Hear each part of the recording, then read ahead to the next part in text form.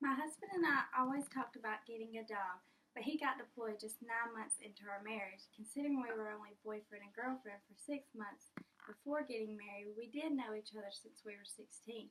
We were currently living in Tennessee, but while he was deployed in Afghanistan, I moved back to Alabama with my mother and friends.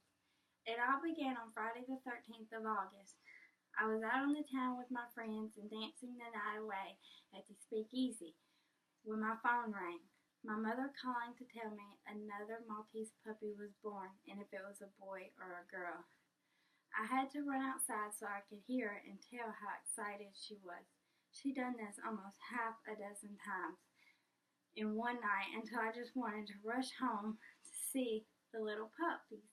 By the time I arrived home, they were all snuggled up to their mother and making little puppy squeals.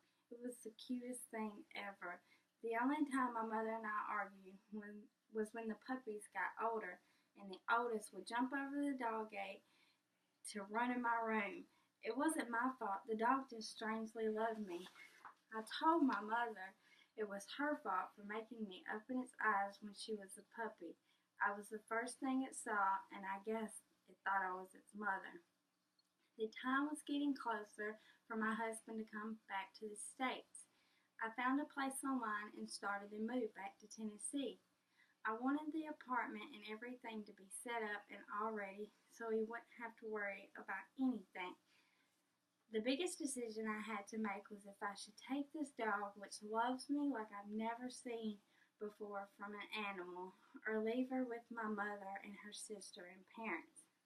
My mother had always loved animals. We had many when I was growing up, from birds to fish and cats to chickens. She was She always picked out the craziest names too. For examples, our dogs' names were Sweetie, Lamb Chop, and Pipper. She told me I could have her and I should take her with me. After not too much convincing, I said yes. My mother passed away just 6 months after I moved back to Tennessee. I believe God had a plan to give me an angel who could give me unconditional love like my mother always gave me.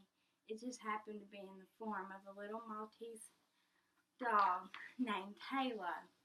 Looking back, I'm so grateful to spend my last year with my mother and her convincing me to take Halo.